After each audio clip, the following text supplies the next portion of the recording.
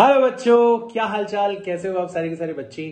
एक बहुत छोटा सा क्वेश्चन पूछ रहा हूं और उसका बिल्कुल ईमानदारी से मुझे जवाब देना। आप में से कितने बच्चों के साथ में ऐसा होता है कि आप पढ़ने बैठते हो और जैसे आप पढ़ने बैठे आपको लगता है कि आप भूख लग रही है, फिर आप जाते हो किचन में कुछ खाने की ढूंढते हो चीजें, किसी को चिप्स मिल गए, कोई सैंडविच बना के खा रहा है, फिर आपको लगता है कि यार अपन एक काम करते हैं, ये 5-10 मिनट में जब तक खा रहे हैं ना तब तक अपन थोड़ा टीवी देख लेते हैं, मैच वैच आ रहा है देख लेते हैं, स्कोर वगैरह क्या चल रहा है। आपने टीवी ऑन कर ली और टीवी ऑन करने के बाद में एक चैनल से दूसरा चैनल, एक मूवी से दूसरी मूवी, एक मैच से दूसरा मैच, और ऐसे करते करते करते करते 2-3 घंटे बीत जाते हैं। फिर उसके बाद में आपको याद आता है कि यार मैं तो पढ़ने वाला था, मैं तो पढ़ाई स्टार्ट करने वाला था और ये मैं क्या करने लग गया, राइट। तो ये जो चीज हुई, दिस इज कॉल्ड डिस्ट्रैक्शन। और एक स्टडी है, ठीक है, उसमें ये पाया गया है कि अगर आप अपने ओरिजिनल टास्क से डिस्ट्रैक्ट हो जाते हो, ठीक है ना, किसी भी तरीके से, तो आपको मिनिमम 23 मिनट का समय लगता है वापस से ये याद दिलाने में अपने आप को कि भैया मैं ओरिजिनली क्या करने वाला था। इतना खतरनाक होता है डिस्ट्रैक्शन। डिस्ट्रैक्शन की वजह से गिल्ट फीलिंग आती है आपके अंदर। आपको लगता है कि यार मैं जब भी किसी कोई काम को पूरे कंसंट्रेशन के साथ में करने की कोशिश करता हूं, इस डिस्ट्रैक्शन की वजह से मैं उस काम को कर ही नहीं पाता, और जब कर नहीं पाता, समय गुजर जाता है, सबके पास में टारगेट्स हैं, तो फिर सबको लगता है कि यार बड़ा गिल्ट फीलिंग आ रही है, मतलब क्या करने वाले थे और क्या करने लग गए। So this is why distraction is very bad. अब ये जो डिस्ट्रैक्शन है इसके बारे में कोई बात नहीं करता, या अगर कोई बात भी करता है, आप अपने मम्मी पापा से बात करोगे तो वो आपको बहुत बोलते ना हार्डकोर डिसिप्लिन बताएंगे कि अपने मन को कंसंट्रेट करो, ठीक है ना, ऐसे अपने कमरे को बंद करके पढ़ लो, ठीक है ना, और मतलब एनफोर्स करने वाली चीजें बताएंगे आपको। लेकिन आपको समझना पड़ेगा डिस्ट्रैक्शन के पीछे की साइकोलॉजी को, कि आखिर में हम डिस्ट्रैक्टेड होते क्यों हैं, ठीक है, इतना आसान क्यों होता है डिस्ट्रैक्शन होना, राइट। और अगर आप उस रूट कोज को रिकॉग्नाइज कर पाओगे तो फिर आप डिस्ट्रैक्शन से बाहर भी आ जाओगे, धीरे धीरे धीरे धीरे जो डिस्ट्रैक्शन की जो प्रॉब्लम है उसको ओवरकम कर लोगे, राइट। तो आज इस वीडियो के अंदर अपन डिस्ट्रैक्शन के बारे में बात करेंगे और मैं आपको बताऊंगा डिस्ट्रैक्शन का एक्चुअल रीजन क्या होता है, जो कि जानना बहुत जरूरी है, क्योंकि जब तक आपको रीजन नहीं पता चलेगा आप इसका सोल्यूशन नहीं निकाल पाओगे। And then we will talk about a little bit, थोड़ा बहुत अपन इसके टिप्स के बारे में भी बात करेंगे कि कैसे मैं अपनी लाइफ के अंदर इस डिस्ट्रैक्शन को ओवरकम करने की कोशिश करता हूं। आई होप जो टिप्स मैं दूंगा वो मेरी तो अपनाई हुई है, आपको भी हो सकता है फायदेमंद लगेगी, ठीक है। तो शुरू करते हैं वीडियो। डिस्ट्रैक्शन क्यों होता है, सबसे पहले यहां से हम लोग शुरुआत करते हैं और फिर धीरे धीरे डिस्ट्रैक्शन के सोल्यूशन के बारे में भी बात करेंगे। तो सबसे पहला the question, the elephant in the room is, आखिर में डिस्ट्रैक्शन का कारण क्या है, हम डिस्ट्रैक्टेड क्यों हो जाते हैं इतना आसानी से, राइट। तो इसके पीछे का कारण है हमारे ब्रेन के अंदर रिलीज होने वाले हार्मोन्स। एक हार्मोन है जिसके बारे में आपने सुना होगा, डोपामाइन। और ये जो हार्मोन है ये बेसिकली एक पाथ को फॉलो करता है, the path of least comfort, ठीक है, the path of least discomfort, ठीक है, लीस्ट डिस्कंफर्ट मतलब आपके पास में चॉइसेस हैं, अगर 2 काम हैं, एक में आपको बहुत इन्वॉल्व होना पड़ेगा, ठीक है, डिस्कंफर्ट फील करना पड़ेगा, हो सकता है उसका आउटकम बहुत अच्छा हो, बट उस काम को करने के दौरान आपको काफी डिस्कंफर्ट फील करना पड़ेगा। और एक ऐसा काम है जिसमें आपको इन्वॉल्व होने की जरूरत नहीं है, बहुत कंफर्टेबली आप उस काम को कर सकते हो। तो your mind will always choose the path of comfort. आप जहां पर ज्यादा कंफर्टेबल फील करोगे ना, वहीं पर आपका माइंड आपको इन्वॉल्व रखने की कोशिश करेगा, वहीं पर इंगेज रखने की कोशिश करेगा। इसीलिए आप देखते हो कि जब आप कोई टीवी शो देखते हो, मैच वगैरह देखते हो, वीडियो गेम्स खेलते हो, तो उसमें बहुत पैसिव एक्टिविटी है ये, मतलब आप बहुत ज्यादा इन्वॉल्व होने की जरूरत नहीं है इन एक्टिविटीज के अंदर, आपको तो बड़ा सुकून मिलता है माइंड को। कभी कभी कभी आपको डिस्ट्रैक्ट होने नहीं देता माइंड ऐसे काम से, राइट। मतलब इनफैक्ट आप जब कोई टीवी शो देख रहे होते हो और आपको कोई आके पिंग भी करता है कि भैया मेरे साथ में चल ले, ये काम कर ले, तो आपको इनफैक्ट बुरा और लगता है कि यार मैं इतना कंसंट्रेशन से टीवी शो देख रहा हूं और ये मेरे को डिस्ट्रैक्ट कर रहा है, ठीक है ना। सेम चीज अगर पढ़ाई के रिस्पेक्ट में देखोगे तो उल्टा नजर आएगा। पढ़ाई करने बैठते हो, ठीक है, वो आपका ओरिजिनल टास्क है, तुरंत आपको भूख लगने लगती है, किसी को, ठीक है, नेचर्स कॉल आ जाते हैं, ठीक है ना, किसी को कोई टीवी का शो याद आ जाता है, किसी को किसी से बात करना याद आ जाता है। मतलब क्यों? क्योंकि आपके माइंड को पता है कि भैया ये जो काम तू करने बैठा है ना, पढ़ाई लिखाई का, ये बहुत डिस्कंफर्ट वाला काम है, ठीक है, मुझे पसंद नहीं है, आपका दिमाग बोल रहा है आपसे मुझे पसंद नहीं है, मुझे तो कोई कंफर्टेबल काम के अंदर लगा दे। So this is the main reason why you feel distracted. आप डिस्ट्रैक्टेड क्यों फील करते हो? तो अब आपको थोड़ा बहुत तो अवेयर रहना है कि यार जो काम मैं करने वाला हूं उसमें लिटिल बिट डिस्कम्फर्ट इन्वॉल्व है। तो कहीं ना कहीं एक सेल्फ टॉक इन्वॉल्व होती है कि यार आपको अपने आप से बात करनी है कि मेरे को ये काम क्यों करना है, मतलब पढ़ाई क्यों करनी है, ठीक है, नीट का जो एग्जाम है वो क्यों देना, मतलब थोड़ा सॉलिड बनाओ अपने रीजन को, है ना, ताकि आप उस डिस्कम्फर्ट को अपने मोटिवेशन से काउंटर कर पाओ। ये बहुत जरूरी होता है, ठीक है ना। तो इससे क्या होगा, आपको पता होगा कि यार अब जो मैं टास्क करने वाला हूं उसमें मुझे हाई कॉन्सेंट्रेशन की जरूरत है, उसमें मैं हो सकता हूं डिस्ट्रैक्ट हो जाऊं बीच में कहीं पे। तो आपने अपने आप को पहले से ही तैयार कर लिया। अब आपको पता है कि हाँ यार, अगर कोई एलिमेंट ऐसा आएगा जो मुझे डिस्ट्रैक्ट कर दे तो मुझे उसको अवॉइड करना है। At least you should be aware of it, है ना। अवेयरनेस से इसकी स्टार्ट होगी, ठीक है।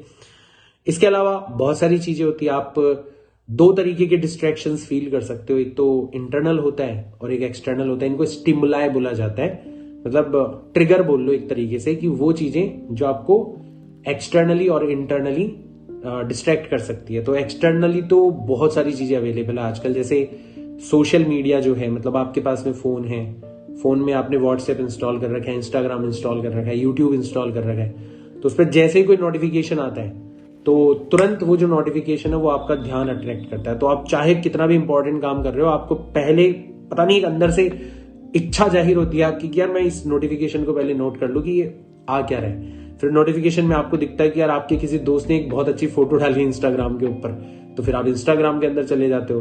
फिर उस दोस्त की फोटो को देखते देखते आप स्क्रॉल करने लगते हो, और वही पूरा साइकिल मैंने बताया ना, लगभग 20-25 मिनट का समय लगता है आपको वापस से अपने ओरिजिनल टास्क पर आने में। तो एक्सटर्नल स्टिमुलाई तो बहुत सारे हैं, सोशल मीडिया हो गया, है ना, इंटरनेट हो गया, ठीक है।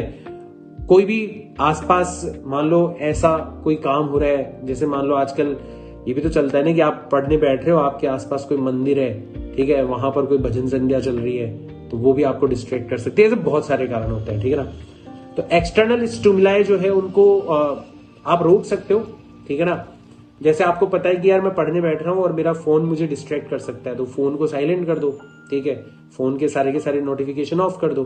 तो उससे थोड़ा वही ना, मैंने बताया ना, आपको करना पड़ेगा, इसमें एफर्ट डालना पड़ेगा आपको इसमें, ठीक है ना। तो आप एक्सटर्नल स्टिमुलाई को बड़ी आसानी से क्या कर सकते हो, दूर कर सकते हो। अब इंटरनल स्टिमुलाई के बारे में बात करते हैं। इंटरनली भी बहुत सारे होते हैं, मतलब आपकी जो साइकोलॉजिकल स्टेट है वो बहुत ज्यादा रिस्पॉन्सिबल होती है। जैसे मान लो आप पढ़ने तो बैठ गए, बट आपके दिमाग में कोई और चिंता चल रही है, ठीक है ना, आपके घर में कोई बीमार है, ठीक है, या फिर आपको पिछले दिन किसी ने कुछ बोल दिया जिससे आपकी ईगो हर्ट हो गई। ऐसे बहुत सारी चीजें होती है, ठीक है ना। You are feeling anxious, you are feeling depressed, right. So आपकी जो करंट साइकोलॉजिकल स्टेट है that makes a very big stimuli, और वो आपको बहुत बुरी तरीके से डिस्ट्रैक्ट कर सकती है आपके रेगुलर टास्क से। तो you should be aware of it, है ना। और इसको दूर करना इतना आसान नहीं है, बट इसके लिए भी आप बहुत सारी चीजें कर सकते हो। आप मेडिटेशन वगैरह कर सकते हो, ठीक है ना।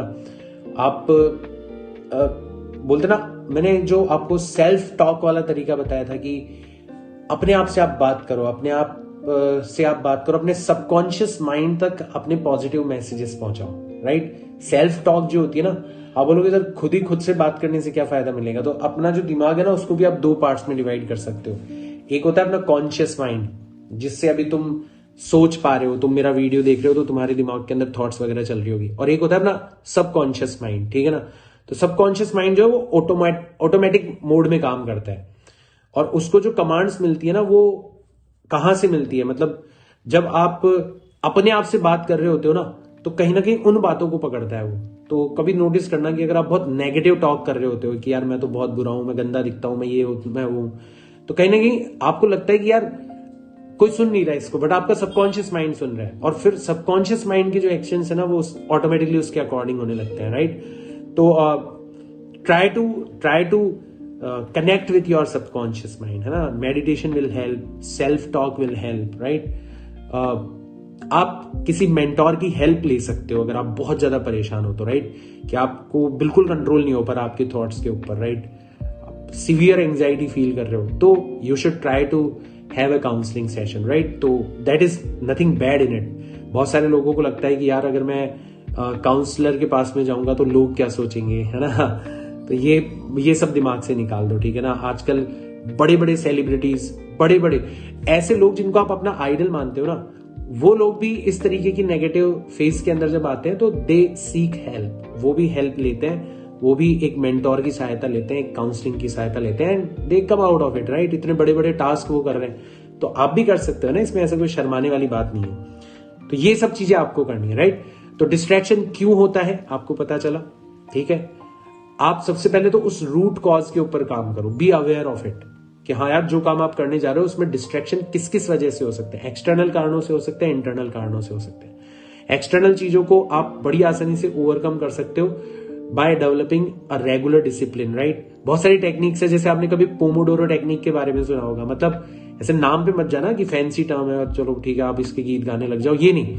पोमोडोरो टेक्निक का बेसिकली मतलब यही है कि आपने अपने माइंड को ऑलरेडी प्रिपेयर कर लिया कि मैं अगले आधे घंटे के लिए चाहे कितना भी डिस्कंफर्टिंग टास्क हो उसको करूंगा।